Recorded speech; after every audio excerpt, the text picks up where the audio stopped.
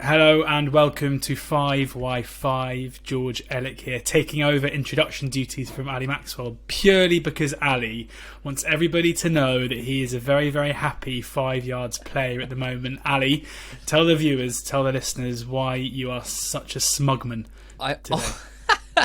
I honestly think I didn't need any more reason to love the Champions League and specifically the Champions League knockout stages, but I honestly think the addition of 5 yards to my life has made me take it even more seriously, and it's for nights like last night because in collaboration with Sam Ty, who's been a guest on this show a couple of times, we both bought Vinicius Jr. about 6 weeks ago. We thought that the price was a little low. We thought there was potential for him to kind of burst onto the scene for Real Madrid in the absence of Hazard. But even I couldn't have dreamt of 2 goals and obviously a win. So 3 PP returns at the very highest rate in their game against Liverpool on Tuesday night. And not only that, Phil Foden's late goal not only gave him that 650k that you get for scoring a Champions League goal, but also turned a draw into a win so we can double it. So I, yes, am a very smug and happy 5 yards player right now. Vinicius got a £2 million price hike overnight as well. So that particular buy looking very good indeed. Of course, my Lewandowski experiment was going well as well, George, before he picked up an injury. Obviously, a little price decline after that happened. So I've got out about even money. He'd already made just over 5% of my investment, which of course is the commission when you sell. So the Lewandowski experiment, we'll call it even, but certainly Foden and Vinicius I'm very happy with today. And before we get into the episode, a reminder to everyone listening, watching, that the April Scout of the Month comp is up and running. Couple of people making the early strides, but obviously there's still 3 weeks to go. So not too late to get involved. Get a ton of scouting reports up on 5 yards and you'll be in with a chance, if your recommendations do well, to be on the leaderboard in the top 10, prizes of 5 yards, money to use for transfers for your squad. So get involved with the April Scout of the Month comp. But we've got a good episode for you this week.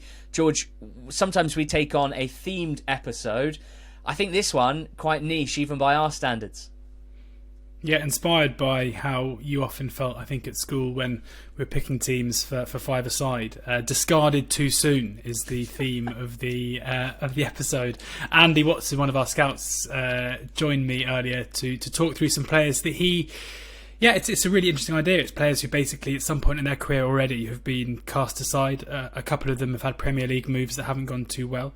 One left one of the biggest academies in world football in search of first-team football and is now doing incredibly well.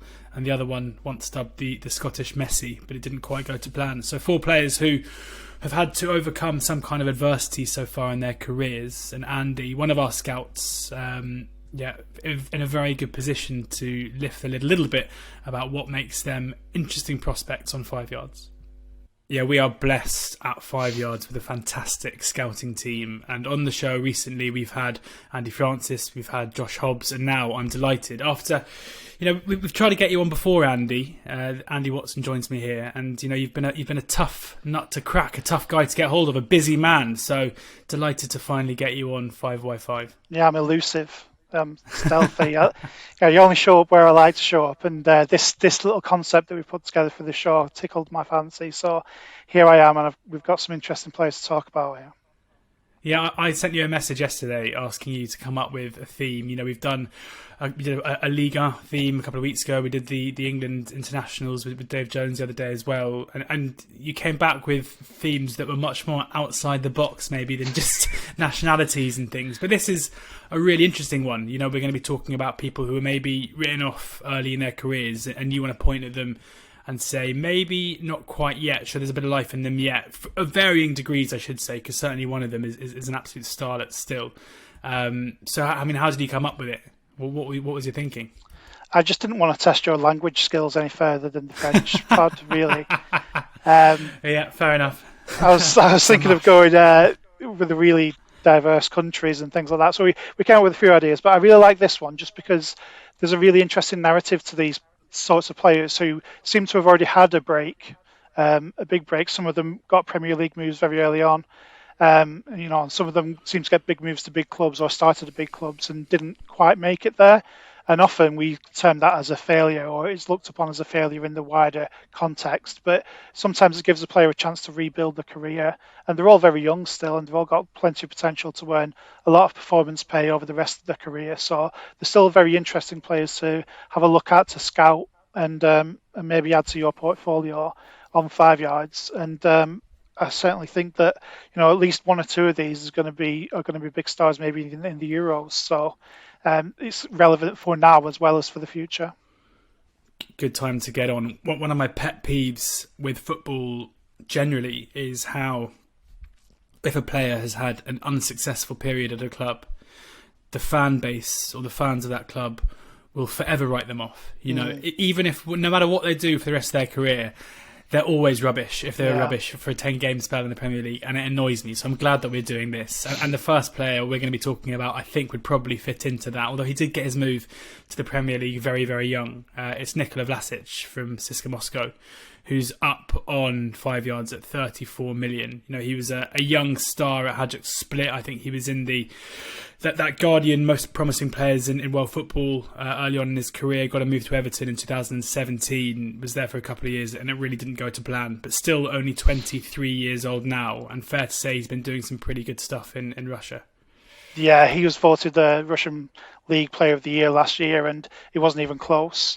And the person who finished second to that, I think, was Miranchuk, who's now at Atalanta, and doing good stuff there. Obviously, for a pretty, a big Champions League club now, you can say Atalanta are. So this is a player who was streets above him in the Russian league last season, and he's continued that form this season as well. Very interesting backstory to Nikola Vlasic, which I didn't realise until I started looking at him in terms of pressing him up. This is someone who I had a look at to put onto the platform a few months ago. Like I say, he's up for 34 million. Obviously, zero performance pay at the moment, and I just wanted to address that early on. When a player doesn't play in a performance pay league, it doesn't mean that he's not worth putting in. I know you guys have mentioned this before. Like, these are players that are often really undervalued because it's difficult to actually predict what they're going to do in the future. If Nikola Vlasic, which I think he possibly could do, could go straight into a Champions League team, then maybe that 34 million. And if he does that this summer or next summer, then and plays consistently for a Champions League team, and obviously he's a forward player, so he's getting goals and assists, then that 34 million could easily be dwarfed by the amount of performance pay that he could get. But he comes from a very sporting family. His sister is Blanka Vlasic, the Olympic champion high jumper. And then also his father was a decathlete, and he had Nicola, and at the age of 4 he decided he was going to be a footballer. So from the age of 4 he just schooled him and got him into football and just drilled him. And obviously that's worked out. He's, like I say, he became a star at Hajduk. He's still the record transfer out to Everton.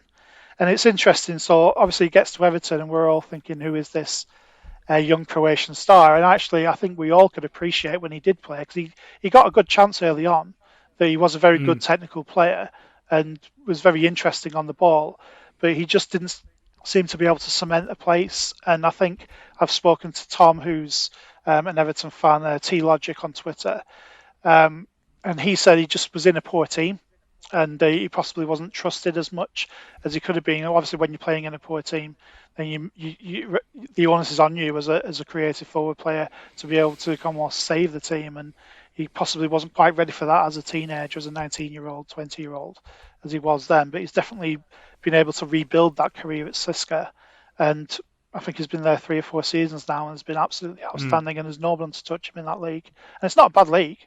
It's a pretty decent league. We've seen some very good teams come out of that league, and he's the one really that I think anyone who watches the Russian league will agree that he really is just an outstanding talent in it.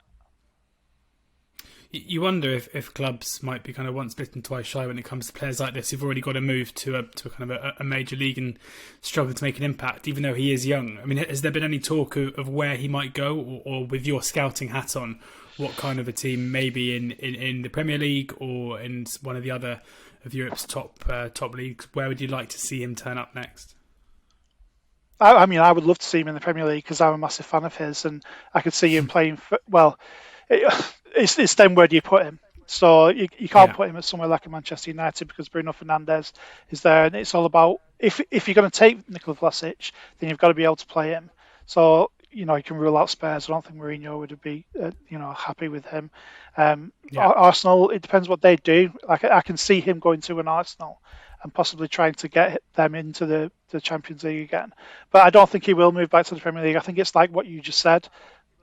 Once you've kind of failed in the Premier League, I don't see that another Premier League club will take that chance on him. Italy, I think, is a possible destination for him, somewhere like a Milan or a Roma. Like I said, Moranchuk went to Atalanta, so I can see him maybe making a similar move, and the successes that Moranchuk has had, although he's still integrated into that Atalanta side, I think people will look at that quite favourably. He could even move to possibly Atletico Madrid, but they've got João Felix, so I'm not sure that he'd be quite a big blocker to that. So, Germany, Italy, probably not France. I don't think any clubs outside of PSG will. Maybe Lille, depends on how much Champions League money they get and how the TV situation kind of ends up in France as well. So yeah, Italy most likely for me. I think I put him in for a move to Milan, either this summer or next. It's an interesting one, as obviously that's how we plan it out as scouts, and we put a certain percentage of likelihood of moves and where to, and it's all gets worked out on team models as well. So if you're saying all you need to do is get a roundabout correct answer, with Milan being hopefully in the Champions League, and then the performance pay is calculated from there. So any Champions League club, and hopefully that price will be relatively accurate from my perspective. Well, I was going to say, it's always interesting getting you guys on the show, because we can't end up talking about a player and saying, so, do you reckon he's a buy? Because you guys set the prices. Yeah. So if you were like, yeah, massive buy, then I'd be like, Andy, I think we need to have a chat off air about this pricing strategy. Well, let's move on to the second player now, and another player who got a big move to a Premier League club and it did not go to plan. It's Alexander Sorloth, who went to Palace for 9 million, didn't score a Premier League goal, went out on loan to Trabzonspor in last season and was prolific there. Is now at Leipzig, where, as we know, that the role of the central striker at Leipzig this season isn't necessarily one in which they're expected to be prolific, and he hasn't been. But he's up on 5Yards at 25 million at the moment, 25 years old as well. Another player who I'm pretty sure, if you ask Palace fans, the idea of him being an elite level striker, they'd probably laugh you out of the conversation. Yeah. But Andy, talk to us about how you feel about him and how he's getting on at Leipzig. Yeah. He wasn't on my radar until he went to Palace. This is obviously a few years ago. I wasn't quite as into the European scouting as I am now. So when he first arrived at Palace, I think he made his debut very early on. I think Benteke might have had an injury or something like that, and he was thrown in quite early. And he looked very raw. Obviously, physically, 6'4".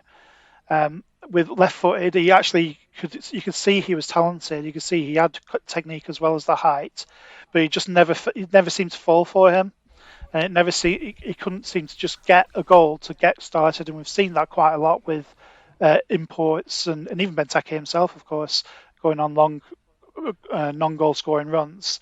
And I think that loan to Trabzonspor really just gave him a new lease of life. And this is what we were talking about right at the top of the idea of it, is that getting out of the spotlight in a way, getting out of these big five leagues when you've had your big move and it's not quite worked out for you, then getting a move to a lesser league such as the Turkish league.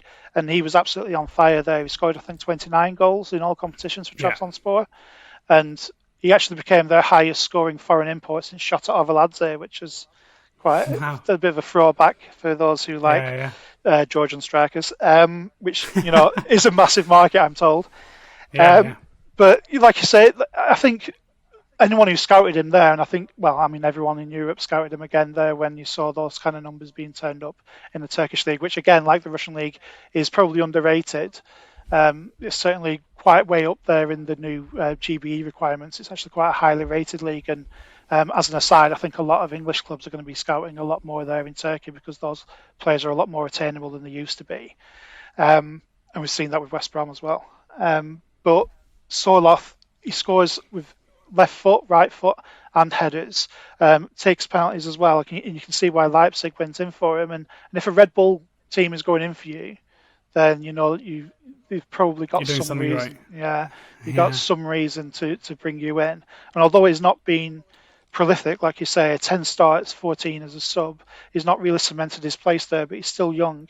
He doesn't get overshadowed by Haaland when he goes for Norway either.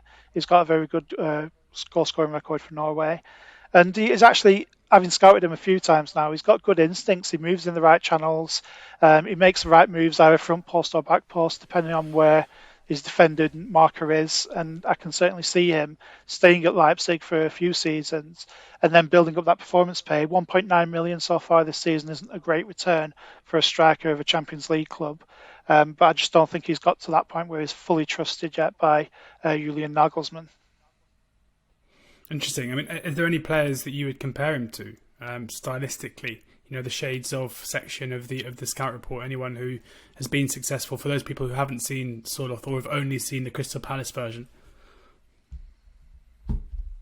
Throwing back to someone like a Christian Vieri, maybe, is what I would think of him as. Obviously, very tall, can hold the ball up. He's not stocky and as strong as Vieri, but he has that kind of still the right goal scoring instincts. And Vieri was prolific in Serie A for many years. So I would compare him to that type. A Crespo as well, although Crespo wasn't as tall. Again, those kind of being able to use both feet and goal scoring instincts. Again, from him. So probably a mixture between those two is what came to mind. Not a bad mix. Yeah, exactly. Yeah, absolutely. I mean, he's still got some way to go to be able to hit the heights with those, but both of those players only hit their peak in the later 20s, and Vieira carried on until he was 34, 35. So, it's plenty of, and he's not someone who relies on pace. He's fairly quick for a big man. If you want to start to throw these kind of cliches around, then, but so he's still got plenty of time where he can cement a place in a Champions League club and earn enough performance pay to make up that 25 million. Again, I don't want to. This isn't one of mine that I've priced actually, so I don't mind saying that that's a ridiculous price. Whoever's done that, and it's definitely worth more than 25 mil. Nice, there you go. 25 million for Alexander Soloth. We've got two more players we're going to go through now with Andy. And these, I think, are two of the most interesting players on 5 yards, to be honest. And the Dani Olmo one, which we're going to talk about next, staying with Leipzig. The interesting thing is you kind of look at his backstory and look at his Wikipedia page, and you see that he came through at Barcelona. And so he's got that kind of background of coming through the youth system, probably the most fabled youth system in world football, and then having to move on to get first team football at Dynamo Zagreb. The interesting thing, when I was doing my research before this, I mean, unless this is just Dani Olmo spinning some PR his way when he made the move, it was very much him deciding to move on from Barcelona to Zagreb, age 16. He was captain of the Barcelona under-17 side. He was captain of the Spanish under-17 side, and he went to Zagreb and he basically said, "I've seen Modric, Rakitic, Lovren. I've seen all these players come through here, and they're now playing for the clubs that I want to play for later in my career, having been given first team football early on. So I'm gonna do the same thing. I'm gonna leave Barcelona." I mean, who does that? Leaves Barcelona for Zagreb, and then within a year, he was playing first team football for them and doing incredibly well. And now he's at Leipzig and can seemingly play basically any position on the pitch. A really interesting player. This is the one where does he? He's not somebody who's faced much hardship in his career so far. Up at 49 million at 22 years old suggests that the ceiling for this guy is pretty high. Yeah, we'll come on to maybe his future later, but I just want, like you said, dwell on that decision. I would love to have been like a fly on the wall in the Olmo household when this idea came up, and I'd love to know what the genesis of that was. And like you say, you don't get captains of Barcelona's La Masia youth teams leaving Barcelona. But Fabregas I can think of, who's obviously left La Masia and been successful, but that was to go to Arsenal, who obviously at the time were a massive force themselves with a great youth system. PK too, but it wasn't long till he was back. Yeah, exactly. And they always go back, right? So I wonder whether moving forward in Olmo's career, whether that's a route that he intends to take, or that that Barcelona would love him to come back. They always like to welcome him back, don't they, as prodigal sons, one of our own sort of thing. It's just it's a bizarre route, but it's so worked out for him. And obviously we just had the international break, and he's scored 2 very, very important goals for Spain there. I think it was a last minute winning, wasn't there, against Georgia, which he bent into the top corner, and against Kosovo as well. So he's obviously worked out for him. He looks like he's going to be nailed on for the Euros, which I mentioned at the top of our segment here. And he's certainly someone that I'll be looking at there. And again, he might not be that well known to English fans and to those who don't take that much of an interest in the European game, just because he kind of came through at Zagreb and he got that move to Leipzig, which still isn't the most fashionable of clubs, although the Red Bull brand is relatively well known now, and Leipzig obviously making good inroads in the Champions League last season brought him to a lot of people's attention. And I think a lot of people do know what type of player he is. Like you say, he can play all across the pitch. He can use both feet. He's very technically gifted. He can score goals as he did for Spain. He can create them, and that 5.8 million performance pay he's already earned this season stands him in good stead to be able to get to that. Was it 49 million that you said there?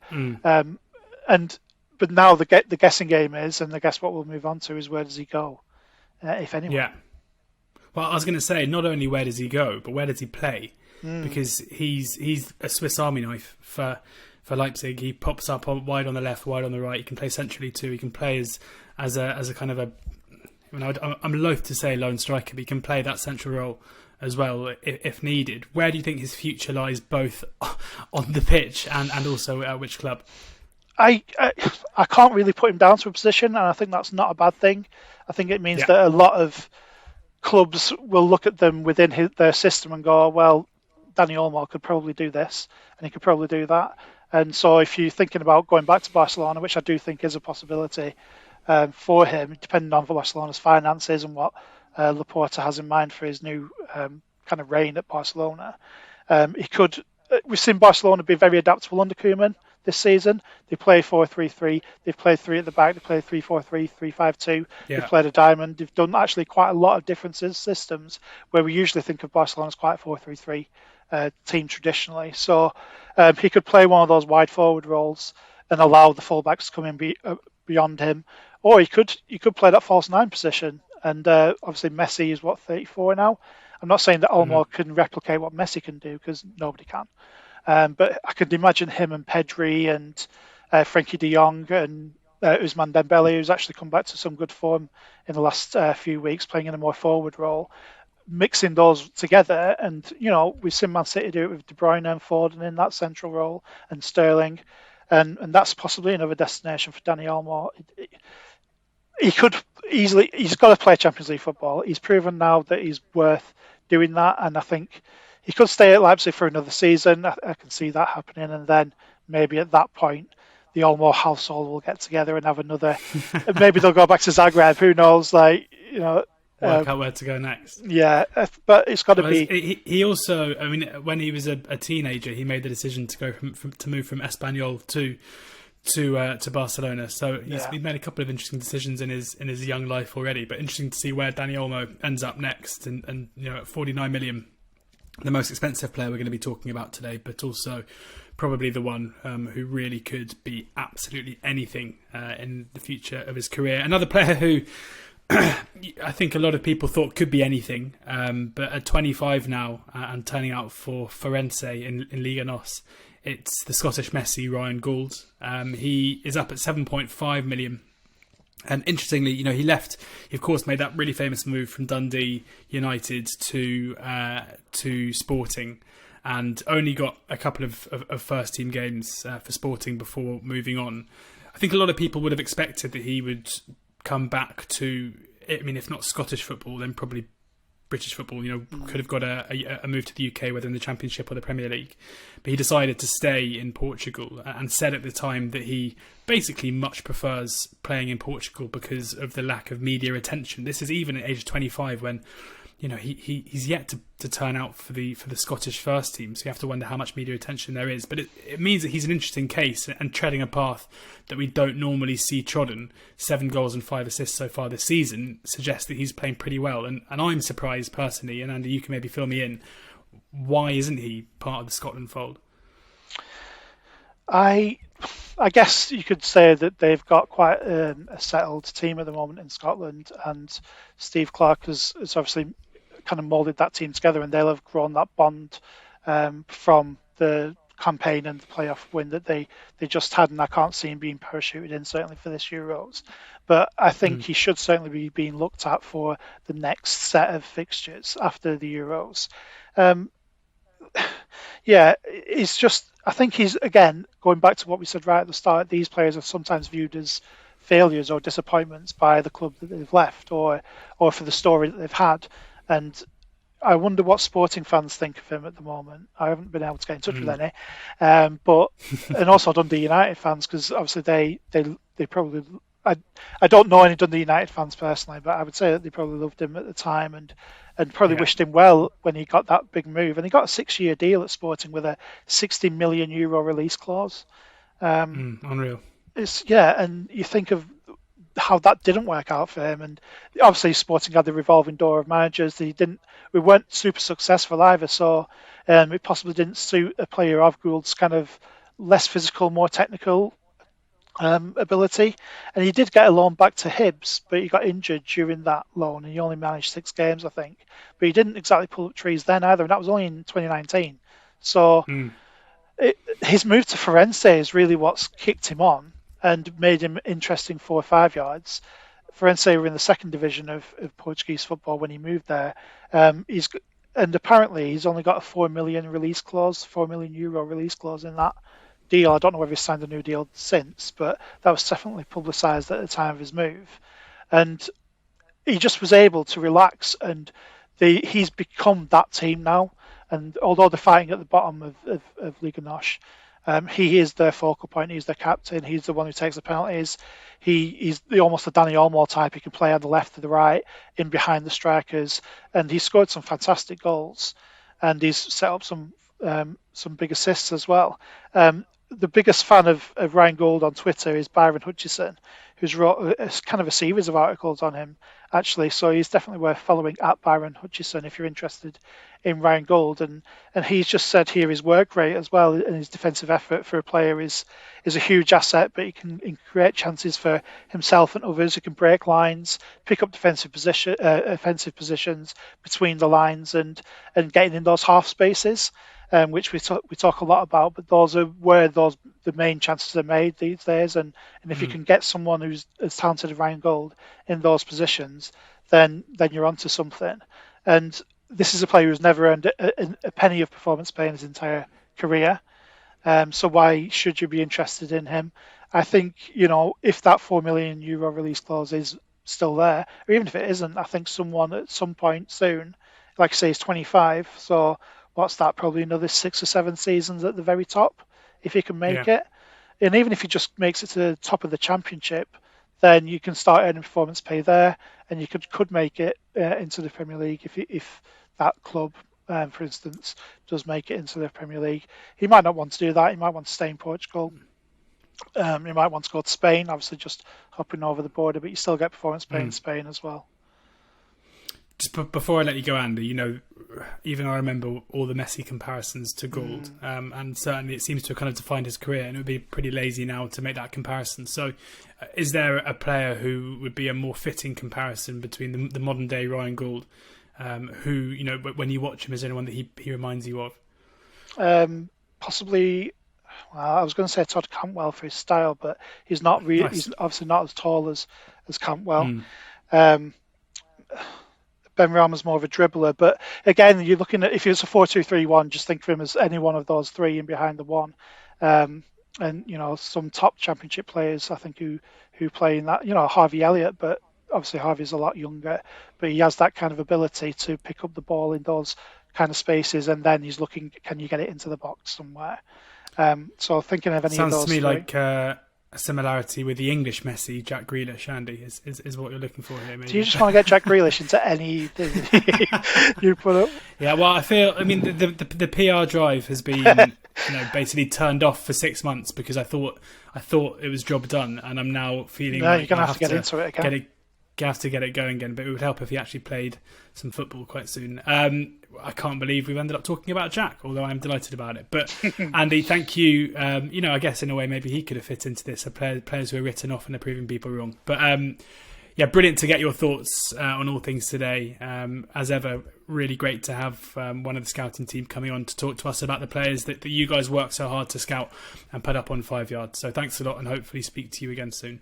Yeah, thanks very much to Andy Watson for talking to us, talking through those players. I find the whole Olmo, Barcelona to Zagreb thing just so interesting, and fair play to him for making that decision at a young age. It's definitely paying off at the moment, and wouldn't be a massive surprise to see him back at the Camp Nou fairly soon, you wouldn't think. Ali, we're going to stick to that theme with a fifth player in 5x5, and it's a player who's going up this week, but there are a few more going up as well, so why don't you talk us through them? Yeah, as ever, the scouts, Andy and his colleagues at 5 Yards, working hard to get as many players up as we can. We've got an unbelievable database, if you will, of players that you can scout, buy and sell. But we're adding to it each week as well. And we've got just over 10, a dozen players going up this week.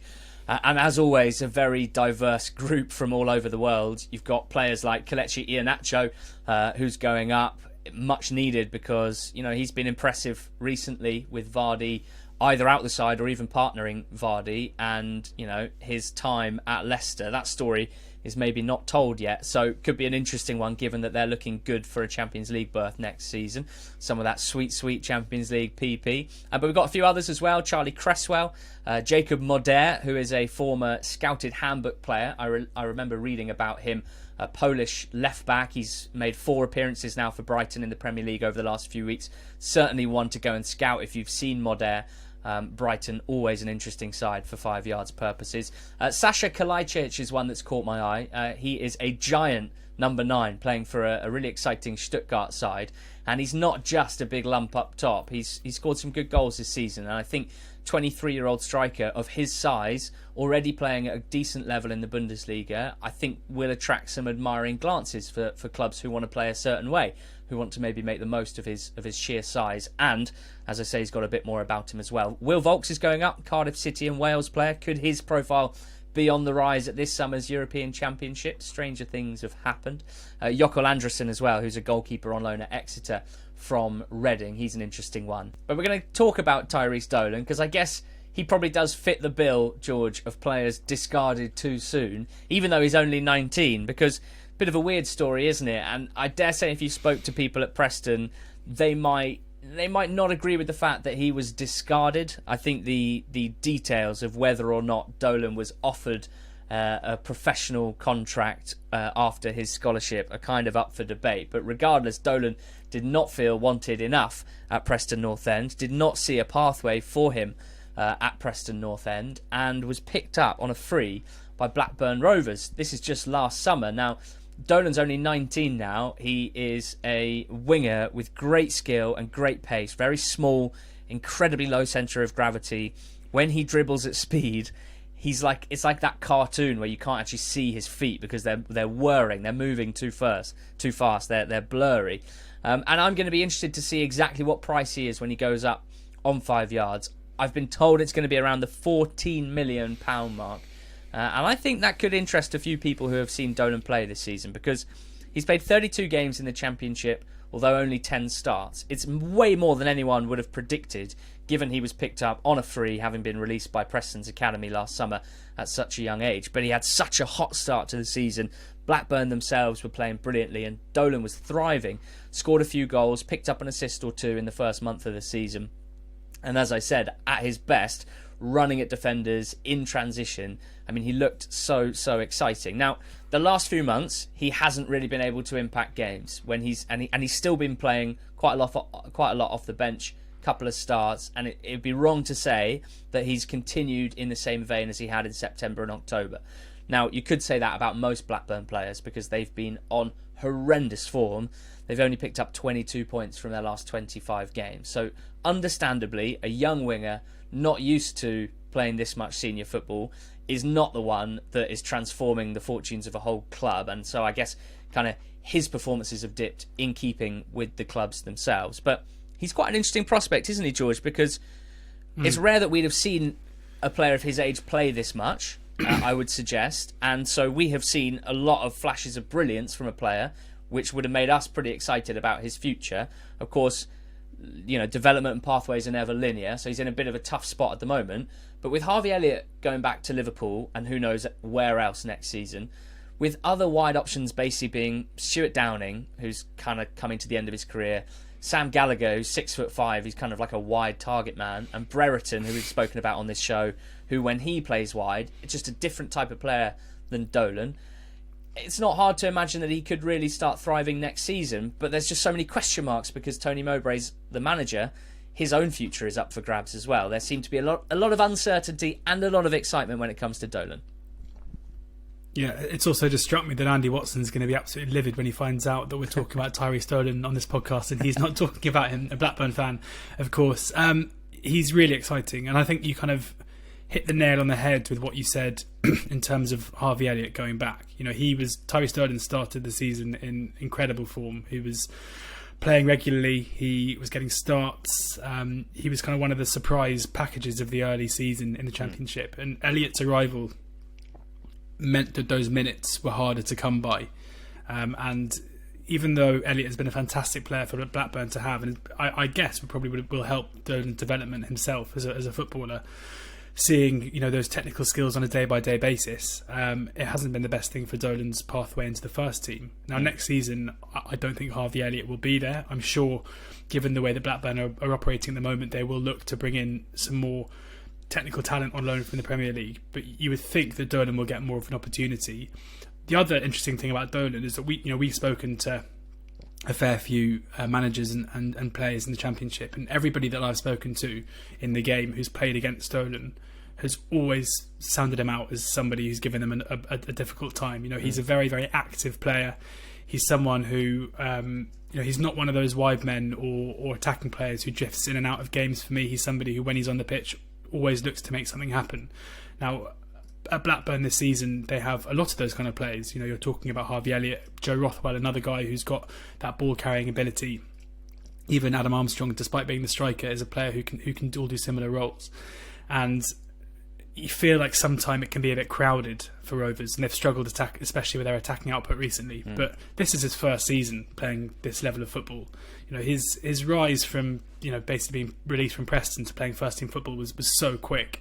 And he plays with a bravery that you don't often see from players that age. You know, you can understand why Elliott takes these risks. He's somebody who's been told he's going to play at the very, very top level and currently plays for Liverpool. For Dolan, he was putting out remarkable bits of skill weeks after being let go from weeks after leaving his boyhood club, let's say. So I love him. I know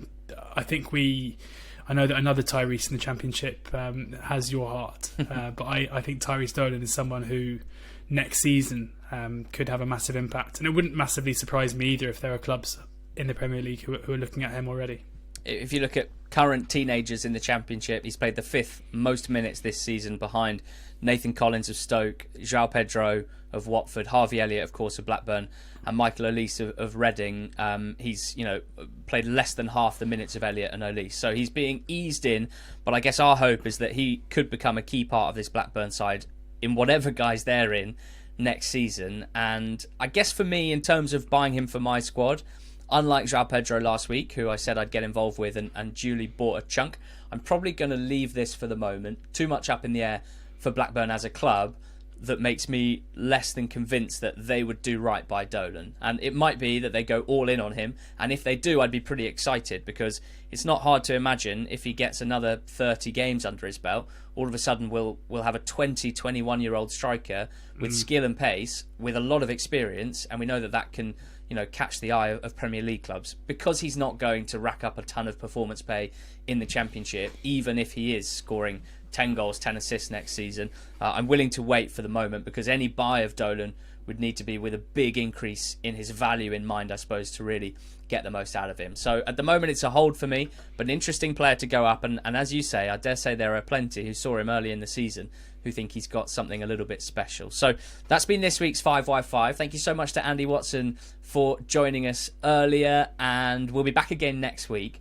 We'll just remind you that the Scout of the Month comp for April is up and running, so get involved. Any players that you know on 5 yards, get scouting, get recommending, see what you think about their price, see what our scouts think about their potential, and put your own opinion down, and you can win 5 yards currency to use for your squad if you finish the month in the top 10. But join us again next week. Make sure you're subscribed on the podcast channel and the YouTube channel as well. Make sure you follow the 5 Yards Twitter account for all updates on price changes and anything else that crops up. And have a good week.